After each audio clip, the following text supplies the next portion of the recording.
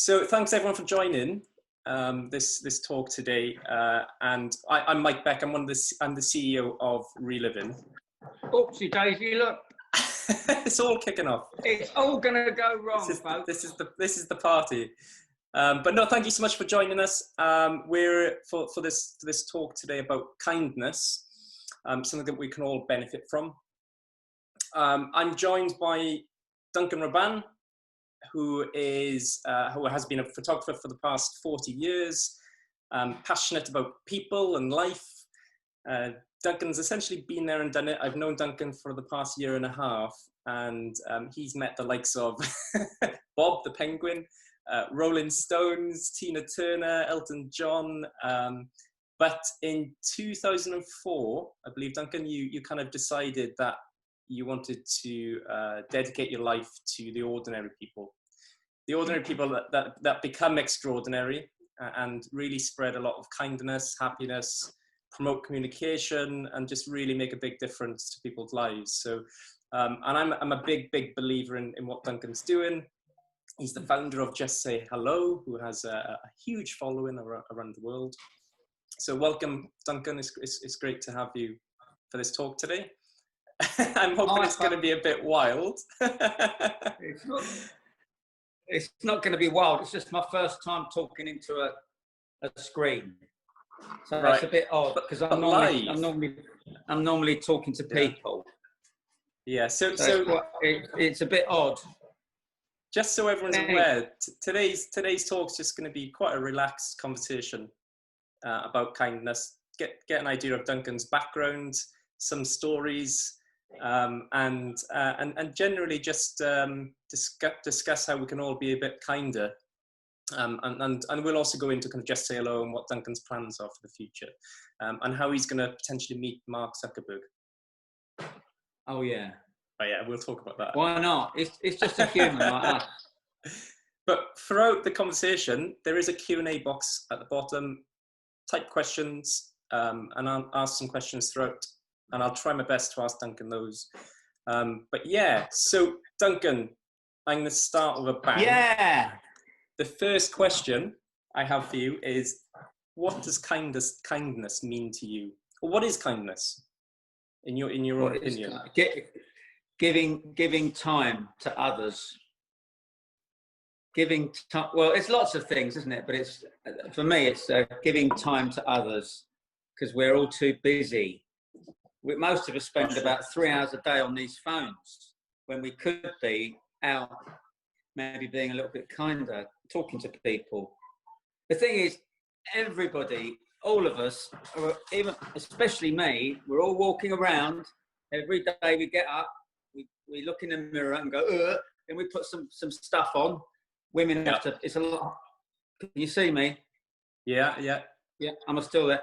Yeah, and we put our mask on and we go out, but all we really want is people to recognise us and love us and tell us we're great and we're liked. You know, that's what humans are. We just want to be loved and be.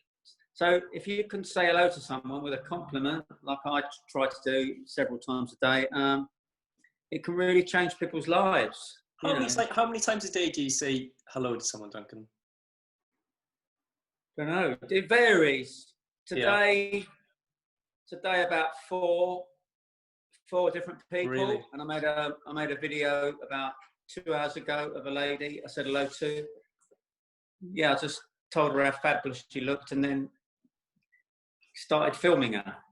Yeah, I kind of put people in. I kind of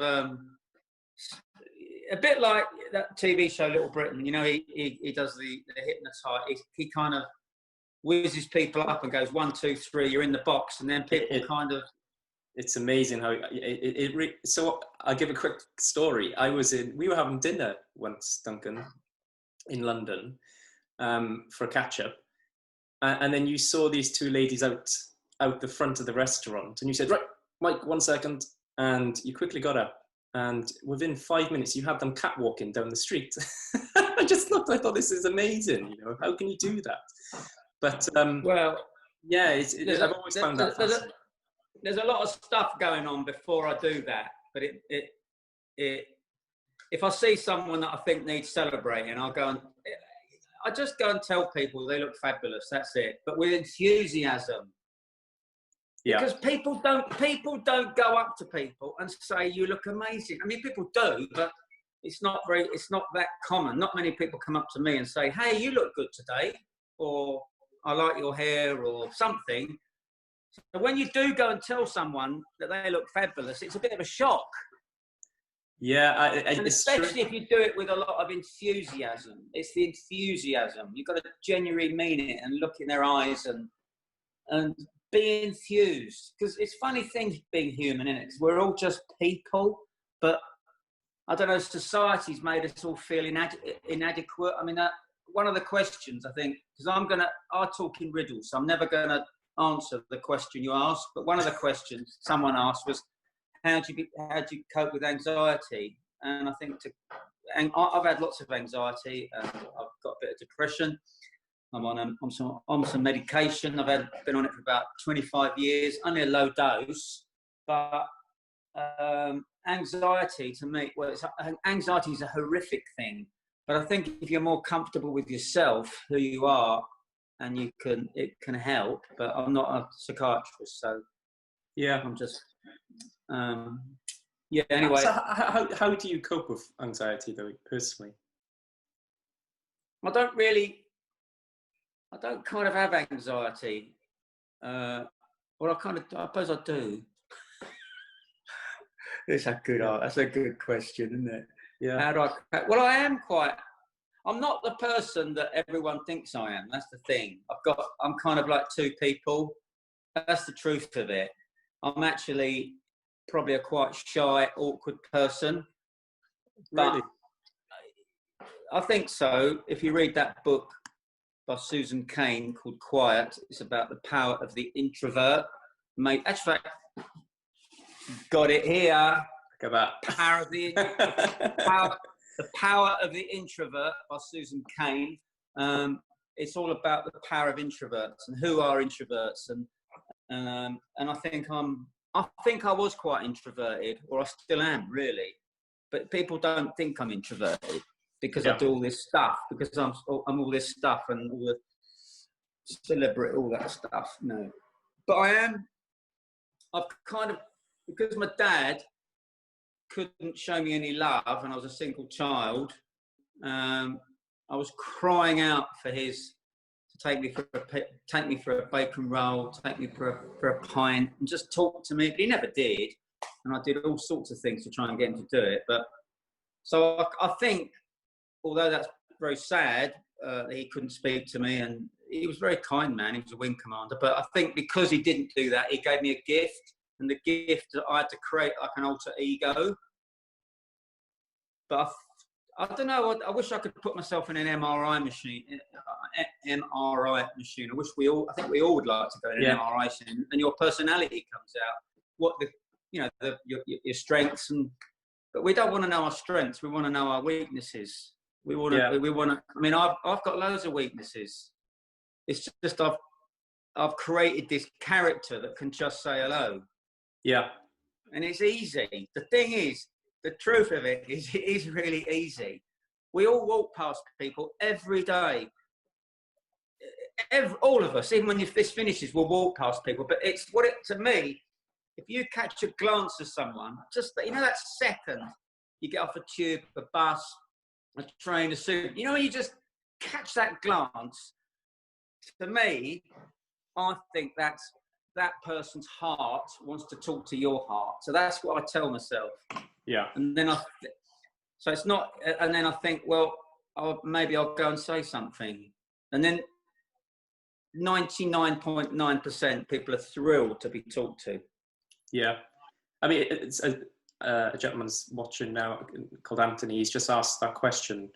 If you're shy, how do you, and reserved, how do you actually speak to people? How do you bring yourself forward and actually if you want to be a good hairdresser or a good sculptor or a good golfer, what do you have to do?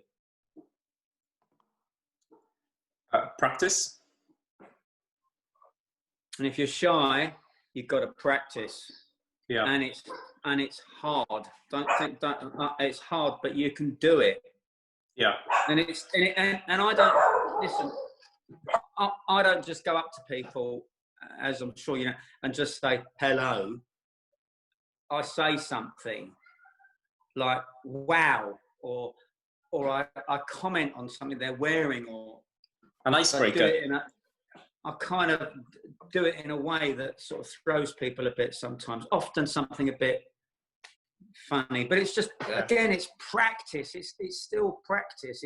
We can all do it. Do you know what? Why don't people say hello? Why don't we? Do you know what it is? A lot of people just don't know how to. I think they don't know what to say. And it's confidence. Big thing is confidence. They're afraid of rejection, I would say. That's it. It's rejection. But rejection's a myth. It's just a myth, rejection. Yeah. You've got to take risks in life, you know. I mean, if you walk past someone and think, oh God, I do it all the time. I see, you know, people I think I'd like to, I was in a cafe 2 days ago, and a guy walked past, and I thought, wow, who on earth is that? He looked like he come from another planet. I mean, he looked so fantastic. And he went off, and it was about 3 minutes, and I was with someone, and I was thinking, oh God, and I just said, I've got to go. And I ran up the cafe, ran around the corner, ran up the road and chased after him. And then I said, excuse me, sir, you look absolutely amazing. And that's what I do a lot. Yeah. Or you look amazing. I just had to come and tell you how great you looked. And that's my sort of way of saying hello. But I don't do that all the time. I might say something funny to people. But I'm not the best person in the world at saying hello. I just, Duncan, we've just had a question come in. I don't know if it's appropriate, but they said, we can see bare legs. We hope you're wearing pants. No, I've got nothing on. He's got shorts on. He's got shorts on. And there's another question. Can you tell us about the 3 owls behind? Yeah, well, okay, hold on. Now this is Henry the Owl, and he's one of my best friends. Okay, so to cut it short, 10 years ago, I went into a DIY shop at 6 o'clock at night to buy some paint. Bought the paint. The guy's shutting the shop up, pulling the shutters down, and I was just waiting for him to give me some change, and I saw this owl on a shelf up there. And so I said, oh, I like that owl. And he went, yeah, mate, it's been up there for years, actually, that owl. I said, what is it? He said, it's a bird scarer, mate. What? I said, can you get it down? He went, no. And he got it down, this owl, look. And I said, oh, I really like it. There was something really nice about it. There was something I saw in it. So I said, can I? And I wiped his face. It was all dusty. And I said, can I buy it? And he went, well, yeah, all right, mate. Yeah, tenner. So I bought this owl. I left the shop. He goes, where are you going? I go, well, this owl, I reckon this owl has been living up. If he's been up there for 10 years listening to humans, maybe he would like to live the life of a human. And I was kind of joking. And he went, oh, you're mad. I got in the car, put the owl on the seat next to me. Just this, it's a plastic owl, yeah? And as I drove off, the owl fell off the seat. And I stopped the car, put the owl back on the seat and put a safety belt around him. And then I tapped his head and I said, you can be my friend. And then I started thinking of a few names. And I said, you could be, and I came up with Henry. I said, Henry, let's go to the pub.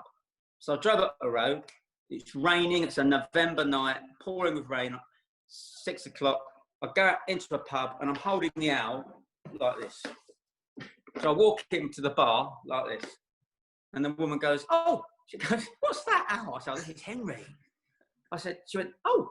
I said, yeah. I said, he's had a really difficult life. I said, he's so kind, he can't kill mice. So he's going to live with me, learn to live with the life of a human. And I sat down with 2 pints, one with me, and one with Henry, and some Twiglets.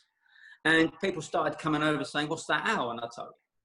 And then conversation started. People started talking. I thought nothing of it, went to bed next. get up in the morning. I'm going up to Soho, London, to meet a creative friend. And this Henry's by the front door. And I thought, oh, I'll take Henry. So I put Henry in a satchel, in an art satchel. You just see his head. I go down to the station. I'm telling you this because it's quite a good story. And part of my hello thing. And I went to buy a ticket, and the guy goes, oh, he said, what's that owl? I said, that's Henry the owl. He said, oh. He said, what's... I said, yeah, he's living the life. He's going to London. It's his first time out. He's too kind. He said, oh, I'll be kind. He gave me a ticket. He said, give Henry a ticket, first class. It was a little country station. We get on the train, right? I put the bag opposite me with the owl with Henry in it. And it was raining again. And I thought, that's a good picture, the blur of the train, Henry looking at the window. So I took a few pictures. Get off the train. What's that owl? What's this owl? What's that owl? All this started happening. Went to Selfridges. People are asking to be photographed with Henry. So it's a very, very powerful, and I didn't really realise it at the time. And then I went for lunch in a sushi restaurant and met this creative friend. And I put Henry in a seat opposite, you know. And the manager goes, "Oh, what is this owl?" I said, "Oh, that's Henry." I said, "But he doesn't like sushi. He won't want any. He's living the life of a human." And he goes, "We give him special plates, special lunch." So he did a beautiful plate, and that was one of my first. Then I got some, you know, those sticks Chinese people, Japanese people use. Did some pictures of Henry with that, and then that led to me taking Henry out 3-4 days a week for 3 years. Wow! And I've taken 60,000 pictures of Henry living the life of a human. But what I've told you that is because if you took Henry out, anyone watching this, anyone anywhere, if you're brave enough to take Henry out, or a couple of other characters like this in a bag, you will meet so many people, because people will come up to you. They will say, "What's that owl?" And you just say, "Well, it's Henry." And it allows people to be children. I've met the most unbelievable people with Henry.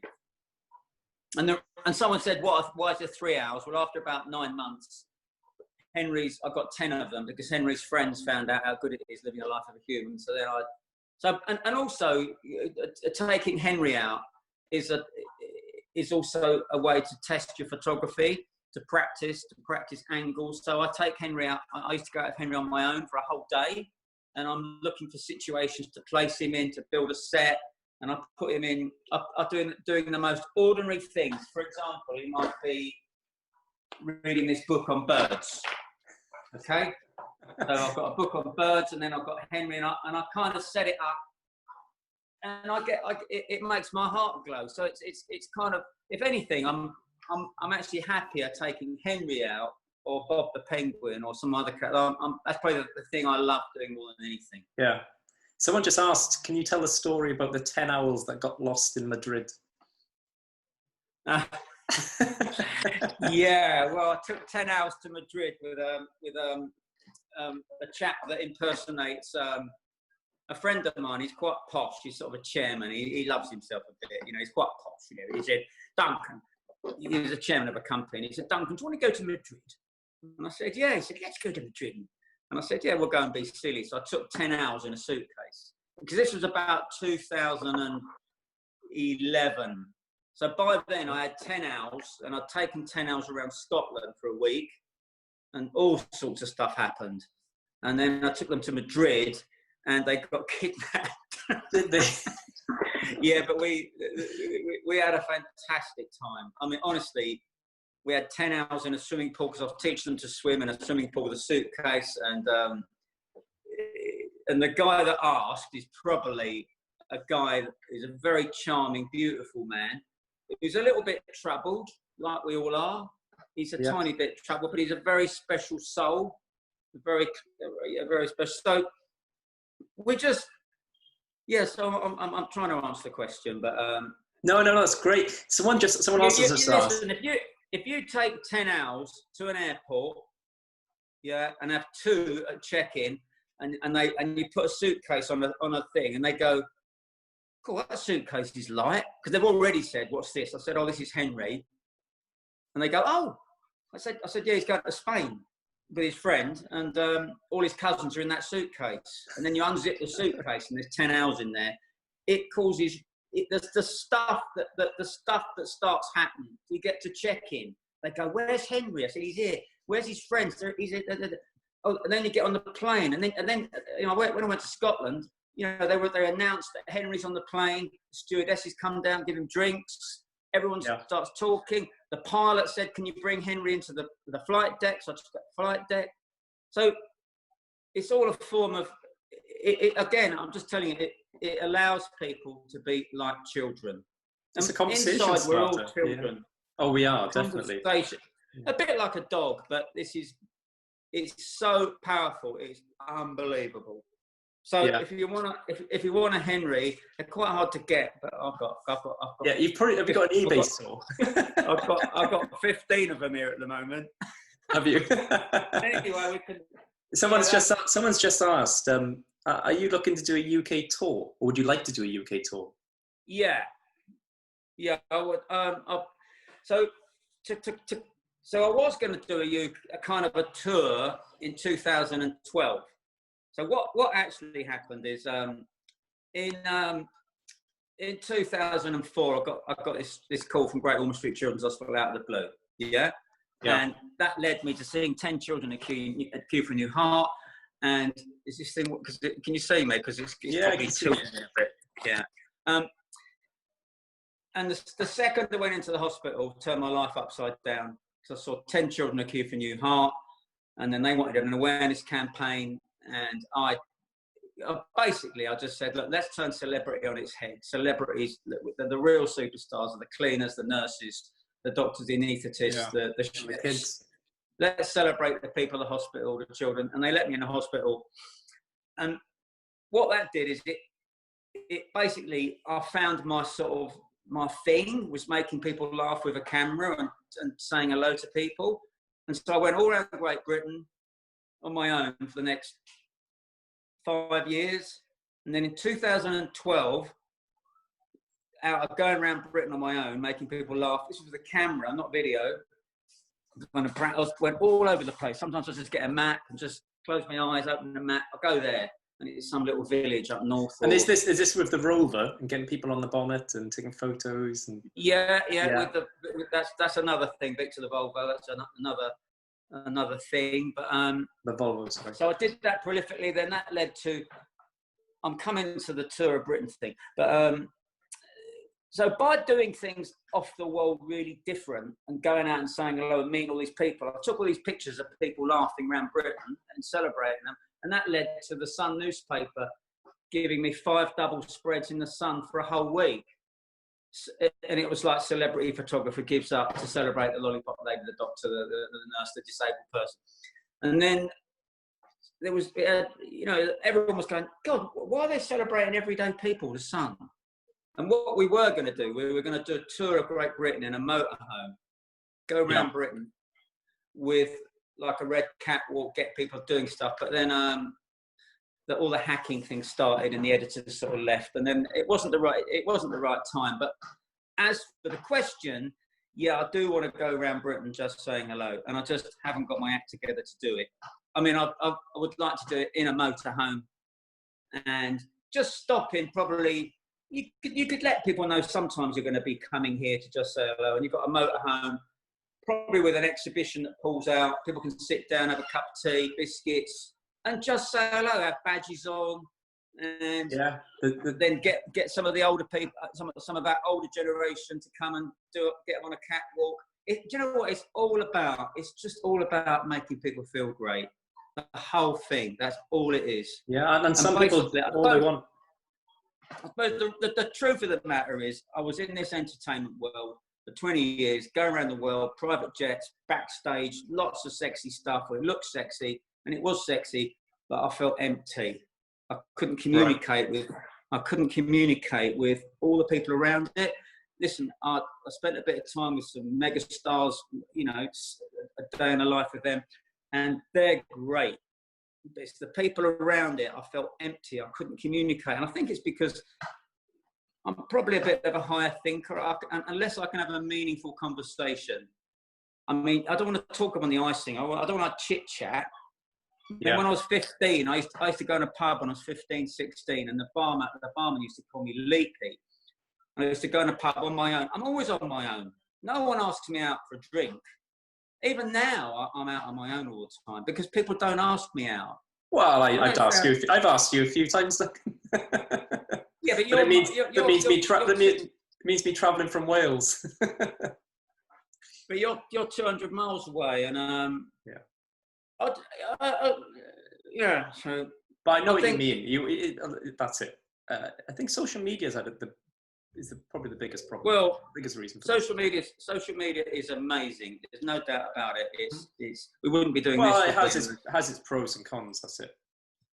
Yeah, I think we spoke yesterday, and you nailed it in one sentence. I think you said something along the lines of people are more connected than ever, but they're more lonely than ever.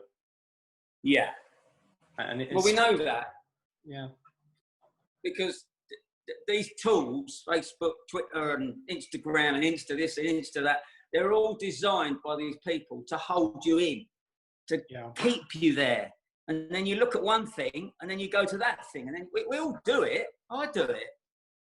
Although I'm pretty rigid now with when I look at Facebook, and I don't look at it much. I look at it maybe once a day for 20 minutes. Well, about 45 minutes I have to fill out. I sometimes answer all the comments because I get these comments and messages around the world and stuff now, which is really nice, you know. Yeah.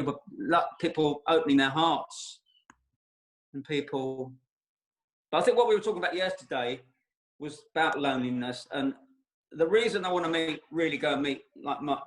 try and meet Mark Zuckerberg, for whatever you think of him, he did devise this thing called Facebook to connect people, but I'd like a different type of an app that connects people but makes people go out and just say hello. And I've got a lot of ideas that will make people go and say hello and get rewards and merits and all sorts of stuff. But anyway, absolutely. And that's kind of part of what we're doing as well at Reliving. You know, it's all kind of tied in, but and it's so important. But as I mentioned before, a lot of people just don't know how to. And you have this gift. You have this gift of being able to speak to people of that initial conversation. Okay. I kind of got a gift, but you see this thing, the camera, the iPhone is your magic wand to say hello. It is a great tool. If you can become competent with this, good with it, again, to be good with it, you've got to practice your soul out. Practice. You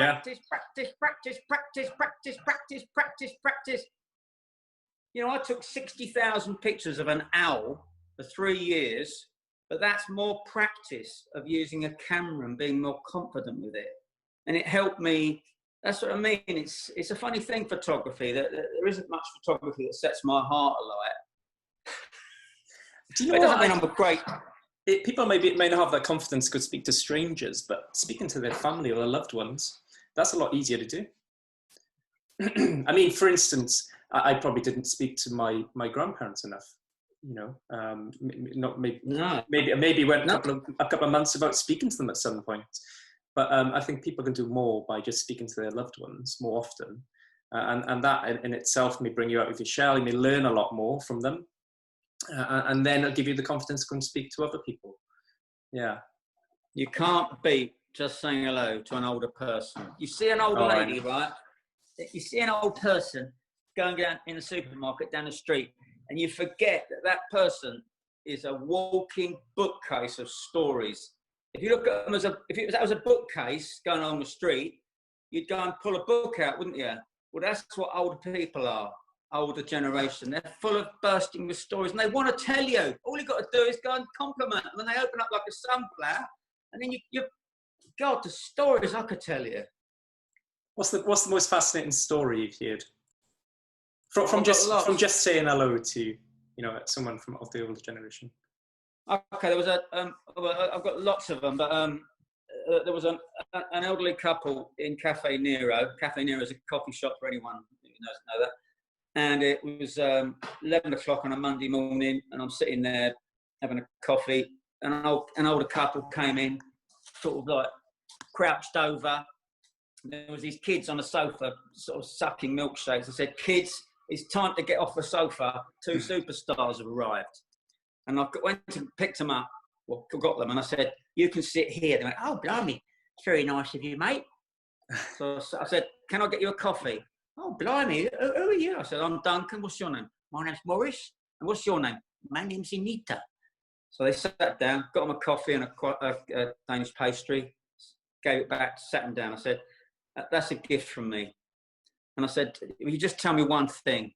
What was the second you set eyes on Anita? And Maurice, he goes, well, Duncan, we've been married 74 years. And I said, 74 years. I said, so when did you meet? He said, I used to work in a Spitfire factory in 1939. And after, I used to go and make me mate Billy once a week. So he went to a bed and breakfast at 5:30 to meet his mate in 1939 for a pint. He's waiting in the bed and breakfast, his mate to come home from work, and his mate didn't appear. And this lady came in the waiting room and she went, that was me, Anita. And so I said, crikey. And then he says, but we started chatting and then I took her for a walk in the park because they were getting on.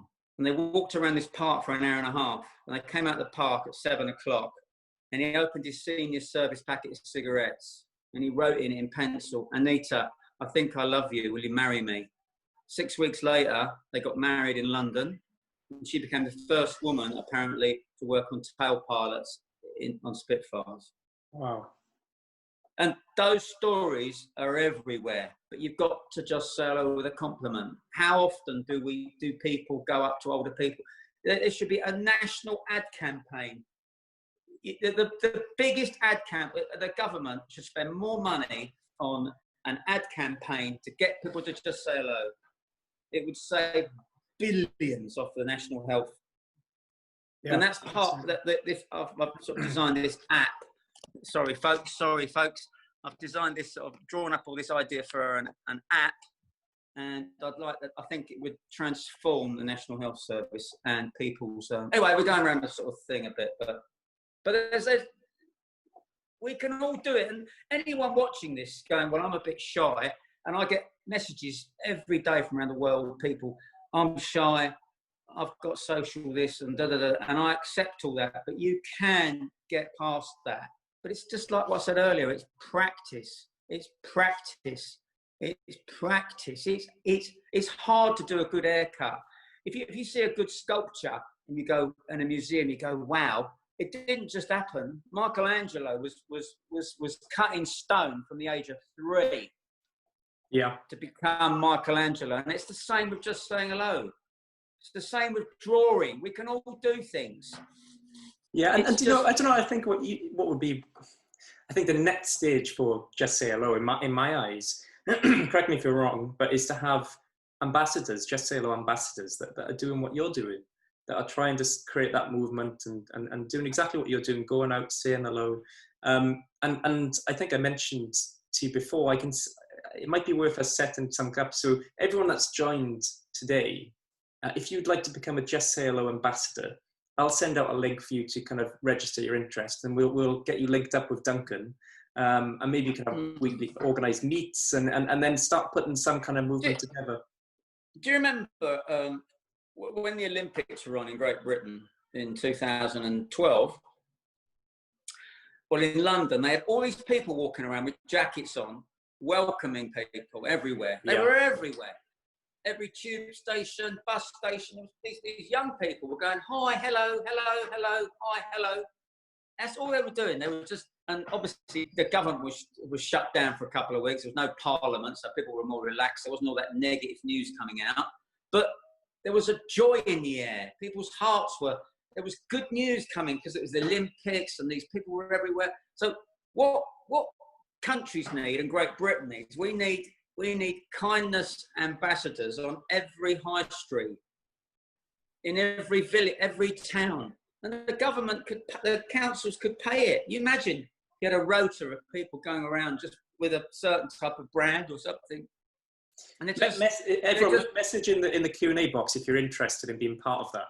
Really good. I can't see that. I can see it. I'll let you know. If people start saying yes, I'll be part of it, then I'll let you know. Okay, but we'll organise it. But that would be great. If we had kindness officers on every street, you know, who were, and they got to be known as kindness officers or just say hello officers. They were just saying hello, having a chat, have a chat with someone, maybe buy them a coffee, take them for a coffee, an older person. It would transform the nation. Absolutely. It just would. And Yeah. it would get people more confidence. It would help mental health, emotional issues. I know it's easy me saying this, but you've got to start somewhere, haven't you? And I did a massive drawing on the wall a few years ago. I was an artist in residence in a law firm. And I drew a map of England and all the things that could happen with just like that. And I said, we need ambassadors on every street. I mean, whoever's watching this, or even you, Mike, you might know some of the people I'm an ambassador. I'm all for it. Okay, Definitely. but then you'd have to have a sort of a rota that yeah. So yeah, it could be great. But someone's just asked, actually, Duncan, has COVID given society a bit of a reality check? Yes, fantastic. Because I spoke to you about this, and you think it's been apart from obviously the disaster of losing people, and but you think in terms of making people rethink the personal values, it's had if you go on Radio 4, anybody, onto their BBC Sounds, there's a big thing called Rethink going on. Lots of conversations about rethinking, and to me, COVID has been of course, we've lost people, and that's terrible, you know, but it's resetting the world. It's going to reset. We don't need so many. If I was the Minister of Shopping, I would shut all the retail parks, I'd flatten them, and I'd put a kindness community centre on every retail park with a cafe. I'd just say hello kindness place where people can come and talk openly. I'd flatten them. I'd shut all the shopping malls. Well, they might be open a couple of days a week if they're lucky.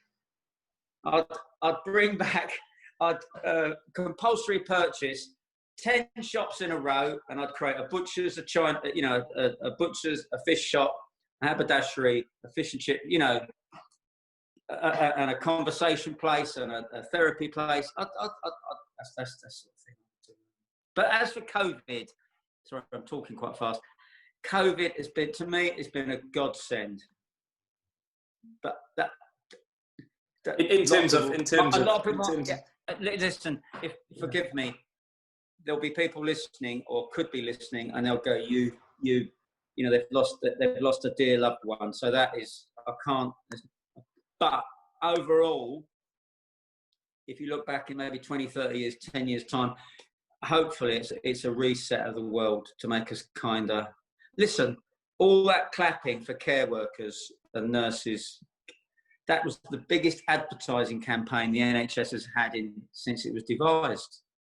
Now people care about truck drivers, road sweepers. People think a bit more about without these people. I'm going around in circles as usual. No, it's all about kindness. I personally think that the man that created the universe, Mr. Universe, I think every 50 years he meets Mrs. Nature. So he gave us Earth. He met Mrs. Nature. He said, "Oh, make that planet Earth into a nice, beautiful place." So she did that over millions of years. And then he meets her every 150, 100 years. And about 4 months ago, he met her and he said, "Oh, how's that planet Earth doing?" And she said, "Well, it's been, as you know, it's very beautiful." He said, "But the humans, they're overtaking it. They're ripping it apart. They're raping it. They're doing all sorts of things." And he sort of said, "Do you know what? Let's just teach them a little lesson. Let's shut it down for a while." That's the way and of course, there's lots of, people losing their jobs. But I suppose really the truth is the truth is, isn't it, in a way, we don't need so many shops. We don't need so many restaurants. We don't need all this stuff to be happy. But we're told to go and buy all this stuff because every night we go to bed, I even think I'm talking out my bottom. But we go to bed and we wake up and this sort of buying dust comes down on us, commercial consumerism, and we want to buy more stuff. I've had all this stuff over the years. I used to have a bit of money. I've lost all my money. I've got no money at all. But I did have It's made me a better person. And I've hardly got any things anymore. Well, I've got a few things. Well, you did have 10 owls. You were 15 now. Yeah, but but no, for me, it's definitely made me think more about my family, without a doubt. Yeah. And it's a strange one. I mean, there's a lot of heartache, but also I think there's been a lot of good that can potentially come from it. So it's just, but then again, that's positive people thinking positively, right? Some people won't think that way. Listen, if you think what came out of it, the government decided overnight to put homeless people in hotels, right? Yeah. They were gone. Within 2 or 3 days, they were more or less gone off our streets. And 3 weeks later, they're back out again. But that's what COVID did. It showed that the government, if they want to, they can. The government can do so much, but anyway, we need a new government. Yeah. We need a Just Say Hello party. Just Say Hello government of kindness. With special ministers that want to. So Duncan, I want to hear a few stories now. Okay. Can you tell me the story of how you met Lionel Richie? Yeah.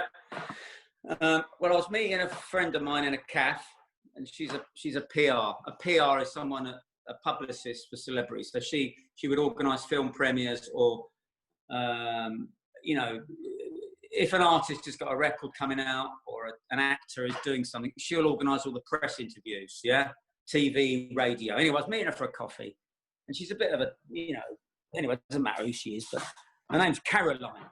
So I was sitting down with Caroline, and I said, "You all right, Caroline?" And she sort of said, "Oh," she said, "my life, my life is, I'm so stressed." And I said, "Well, you've got quite a sexy life, you do all this stuff with artists." She said, "Yes," she said, "but it's awful. This weekend I've got Lionel Richie coming in." And it was a Thursday. And I said, "Oh, well, that's nice, isn't it? Lionel Richie, he's a pretty cool dude." She said, No, he was meant to be coming in 10 days' time, and they've now said he's going to come in on Saturday night, and I've got to drop everything, and I'm not organised. And I said, "Oh, it'll be all right. Don't worry, Caroline." And she said, and on top of that, she said, they want me to, he's got 1 day off, because he was launching a new album, and, he's got TV interviews, radio, TV, all that stuff. And she said that they want me to find something for him to do, a day off. And I was just getting a bacon roll, right? And I said, "You see this bacon roll?" I said, "Why don't you let me take Lionel Richie out for a bacon roll? I'll take him out for a day, and I'll show him London. We'll photograph him in a different way." And she said, "Do you honestly think that I'm going to tell Lionel Richie's management, a record company, that some photographer is going to take him out for a day?" Right? And I said, well, for take him out. And then I said, "Well, yeah." I said, "Why don't you tell him?" And I said, "How about if I take him for a fry-up in a greasy spoon cafe?" And she said, she was going, "Duncan, it's not going to happen, okay?" Anyway, we sat down for another 45 minutes. She got up, and as she went, I sort of kissed her and stuff. And I said, "Caroline, don't forget to tell Lionel Richie's manager that I'll take him out for a day. I'll shoot it all for free. I'll shoot a fly on the wall." And I'd done Tina Turner, right? I'd done A Day in the Life of Tina Turner. And she went, "Well, that's not going to happen." And she left, right? Saturday night, I'm in a pub. My mobile goes, right? And a guy goes, "Is that Duncan Raban?" And I said, "Yes." He said, "Duncan, anyway, his name is Barry." And he said, Caroline was chatting over dinner, this idea about taking Lionel out. And I've mentioned it to Lionel, and Lionel's up for it. And I said, "I thought it was a wind-up, right?" I go, I thought it was someone ringing me up. I said, No. He said, No. He said, "Lionel's going to take the whole day off Monday. You've got the whole day with him. You've got to go and pick him up at 7:30 in his hotel suite." Right? And I said, I thought it was a joke. Anyway, the next day, I ring up Carol. She said, "No, it's true." She said, "You've got to." So this is Sunday morning. So I'm thinking, fuck. I was thinking, obviously, what am I going to do with Lionel Richie? It is going to happen. I've got to go and meet him. So I drove around London, quite near his hotel, looking for greasy spoon cafes, and eventually I found this really grim-looking place, but it was shut. Yeah. it was obviously it was a Sunday. It was shut, and I looked through the windows and it had all handwriting on the wall, you know, chalk writing, you know, yeah. And I thought, God, that'd be a good location. It was about 2 miles from his hotel. So I thought, I'll try and maybe I could take him there. I don't know if I was in another place, but anyway. So the next morning, I had no other plans. I just thought, well, anyway, I turn up at the hotel, 7 o'clock. I'm outside. I'm obviously nervous. I'm 40, 20 years ago. And so I get in a lift and I go up to his hotel suite. This is 7:30. And I go to this floor where the suites are and I knock on the door and there's no answer. So I think, oh, it's a wind up, you know, you just think, you know. And then, you know, I knocked again and then the door opens, right? And it goes, hey, you Duncan? I said, yeah. He said, come in. And he's in a dressing gown. He says, help yourself to a coffee and some croissants over there. And he got back in bed with some newspapers and stuff. And then I just started chatting to him and had a coffee. And that was sort of the beginning. And then I shot him in bed. Then I said, Lionel, do you mind me doing you in the shower, shaving? And he went, no, I'm yours for the day. He said, I saw what you did with Tino. You can do what you want. And then, do you have the photos behind you? Are the photos on the wall behind you? Is there any there? No. No, they're not here. They are here, but they're sort of. I could go and get them in a second. But yeah, then it was about 8:30, and he said so, and he got all ready. He put all his Gucci jacket on, Gucci hair, Gucci this. He was all Gucci'd up, and he said, "Right, I'm ready." He said, "So where are we going?" And I said, "We're going to go to a greasy spoon." He went, I can't wait. But the best bit, we went downstairs, and I had an really old Mercedes. Anyway, he got in my car. And then we drove to this cafe, right? There's Lionel Richie sitting next to me. And I turned up at this cafe, and of course, I haven't actually been to this cafe. So I went in, and there was these two ladies at the table, and they're pouring out mugs. They've got all these mugs, and they've got their ears pinned back, you know, like that, pouring a tea out. And I said, "Excuse me, girls." "Yeah, mate." I said, could I have 2 of them Olympic breakfasts? Could I have that table there? "Yeah, mate, you sit down there, mate." And I'm going, no. I just want to bring someone and do some pictures. Mind if I do some pictures? "That's fine, mate. You sit down. Maria will take your order." I said, no. It's 20 quid. I'll just no, mate. You sit down. I said, look, I want to bring someone. Who are you bringing in? I said, I've just got someone in the car. "Who's that then?" I said, I've got a musician in the car. I just want to bring him in. And what sort of musician then? And then she goes, "Is this Beatles about?" Which is a TV, you know, a joke show. And I said, no. It's, and then she says, they go, what do you mean a musician? "Who's that then?" I go, "I've got Lionel Richie in the car." Right. And they went, you got Lionel Richie. What, Lionel's in the car, is he? "Oh, hey, Brian." Like talking to some builders. He's just bringing Lionel Richie in. He says, "You go and get Lionel then. Go on." And I sort of went, oh. So I went outside, opened the door, got Lionel, and he went in front of me, and I'll tell you, he opened the door, and the place was like a pin drop, right?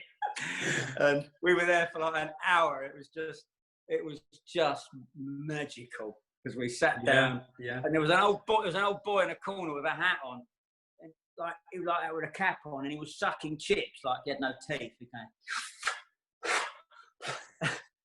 And I thought, oh, that. So Lionel was looking sad, and I said, oh, so I took Lionel to sit with him, and I did all these different pictures, and it was just great. It was.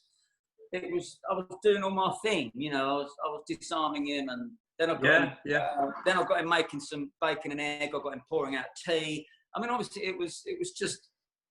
When you look back at it, I wish we'd video, but it was the early days. It was the early days when those big video cameras. I bet you just enjoyed the ordinary, just having an ordinary day. You know, that's normality. Listen, he is just a human like us. That's what you forget. And then we left there, and I took him up to the King's Road. We walked about there. A few people came up to us, and obviously, and then I parked the car, and we got on a bus, went on the tube, took him around. I just took him around London. I took him to a really rough pub. Took him for steak kidney pie. At a point, he bought me a Guinness. We had a Guinness together, and And he had such a good day. At the end of the long story, but at the end of the day, he said, Duncan, he said, that was a day like no other. And he said, will you hang out with us tonight and tomorrow? And so I spent 3 days with him. Oh, wow. But that all came really from asking and being silly, being random. It's not that I'm a magician. It's just, he's just a human, isn't he? It's like, I do look back at it and think, how the hell did I do it? But I could do it again. But I might be meeting him again over this kindness stuff. So, well, he'd be a fantastic ambassador.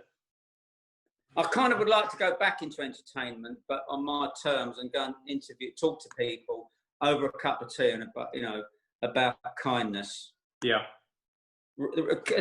Talk to some major artists about the things that you don't see on the chat shows, because the chat shows are just vacuous. They've got no purpose. They don't educate. They don't make you go out and just say hello or be kind, do they? Just like, anyway. Duncan, so we're almost kind of at the hour mark now, but there's another question that's come up. If you had one wish, what would it be? Well, I've got two. One is that my wife had come back, because she left me 4 months ago, who I love dearly, and she's a big part. I haven't mentioned her. She's there is a picture of her here. There she is. That's my lovely wife, Louise, and she's the girl that put up with me for 35 years and made me a better person. Because I was a bit of a bastard, I was a bit of probably wasn't as I was. She kind of gave me a rebirth, a great woman street, and her, and allowing me to. So I'd like her back, and then I suppose a wish, I suppose, a philanthropist to come along and say, I want to help you set up a global movement to get people to be kinder and help and end loneliness. Yeah. That's what I need, a philanthropist. And that's who will help me do all the stuff I can't do. And if we do go around Great Britain, or we do go across America, or I'd like a film crew to come along. And there is someone interested, and come and sort of film us how to say hello, why say hello, and just go and meet. Take Just Say Hello to a much bigger platform. And that's another thing. All I do at the moment is do a video, 10 minutes, generally depends, an hour, a few hours later, I'll upload it to Facebook if I think it's suitable. And it's all shot everything is shot on a phone like that. It's all shot on an Apple. It's just an Apple phone. There's no microphones. There's no gadgets. I purposely just do it Duncan style, wobbly, because I want other people to go and video people they love. And anyone can do what I do with one thing: practice. Practice. Practice. Practice. Practice. Practice. Practice. I can't emphasize. If you want to be a good photographer, you've got to take a camera out every day for 10 years. Yeah. And challenge yourself. Yeah. It's the best thing in the world, just saying hello. I've met the most amazing people. Oh, this guy here, right? See that man? Who's that? So he's laughing, yeah. He's in a cafe. He walks in. I didn't quite notice him. He's walking with a plate. He's juddering. So I get up and help him. And he goes. Anyway, basically, he's had a stroke and he can't speak. And he can't speak at all. And I had the most fascinating conversation with him in the end. But yeah, so many people around want people to say hello to them. Yeah. If the government had a national ad campaign bigger than anything, newspapers, 48-sheet posters, a national campaign to get people to just say hello. I mean, I'm talking a massive campaign to inspire people to get to people to just say hello. It would transform people. Mental health. I think we've confirmed quite a few ambassadors today that would like to help you on that journey. So I'll make sure to send out some kind of form and get people to kind of apply a bit more formally. And we need that's what we need, an app and a website. See, I need all that stuff, and I'm no good at that stuff. But you've got 80,000 followers on Facebook, and so there's a lot of people that believe in what you're doing, and I'm certainly one of those. So it's fantastic, and it all comes back to just being kind and having that kindness and saying hello to people, especially the older generation, because you're going to learn a huge amount from that. I spoke to someone the other day, and they asked me to do something, and I'm going to ask you to do the same thing. Everyone that's listening. Because I thought it was fantastic. And what they asked me was for everyone to get their phones out. So Duncan, do you have, and Bob, has everyone got their phone? Now think of someone that's made a big impact in your life, that's still alive, and someone that you haven't thanked as much as you could have. And all I want you to do is send them a text to say thank you, and thank them sincerely for their help. And do that now. And it makes you feel a lot happier, and it'll make them feel a huge amount happier. So send them a text, and just send them a text, text message, just to thank them. I think you should try and ring them first. Ring them, text them, just thank them in whatever way you can. We don't. You see, we're not ringing people anymore. We're all afraid of ringing people. You know what? Partly the reason why is because we know that our name comes up. And we think we feel we're going to be rejected. You have to bypass that and just ring. Make out because this texting thing's amazing, but it's not. It's nothing better than a conversation, is there? No, especially face to face. But thanks for talking to me today. No, so we're friendly and no, thank you. We're pretty much bang on the time actually. And there's so many more stories that you could have gone into. The Elton John and Madonna stories. Maybe we can do that for another session. Yeah, you fancy doing that? Maybe in a couple of weeks' time. Let's talk again next Thursday. We'll call it How to Be a Great Storyteller. Next Thursday, same time. I'll tell you what everyone that's joined this. Maybe an hour later. Maybe an hour later, where people are at home. 6 o'clock. That works for me. But no, thank you again for joining. Just so everyone's aware, I'm obviously the CEO for Reliving. Now, Reliving is an application. We have an ambition to kind of help people record their lives, not of just their own lives, but their loved ones as well, before it's too late. Because unfortunately, a lot of people don't think about it until it's too late. Bob thinks it. You can download our application. You can go on to, it's completely free to use. You can go onto our website, reliving.co.uk, Apple Store, and also the Android Store, and feel free to download it there and have a play about and preserve the most precious moments in your life. There is also an interview tool on there that's got some questions that may help you just say hello in some kind of way. So we need a just say hello interview tool. Yeah, well, that's kind of, it's Reliving pretty much. We'll work on it. We'll see what our developers can do for you.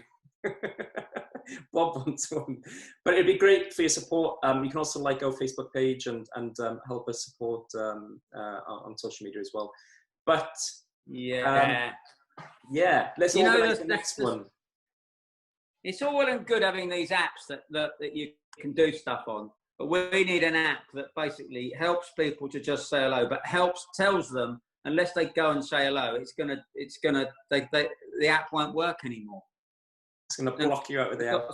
Set people just say hello challenges. I could set you all a challenge now, although it's a bit late. By 12 o'clock tomorrow, I go up to strangers sometimes and I say, I want you to go and I text people and I say, go and just say hello to someone in 30 minutes. And then send me a picture of that person with you. And people do it. If they say I'm on they show the Just Say Hello logo. And anyway, we're going around the houses. We can all just say hello. Yeah. Anyone listening, even if you're shy, you can do it. It's go up to someone in a supermarket and just with a compliment, say something nice with enthusiasm.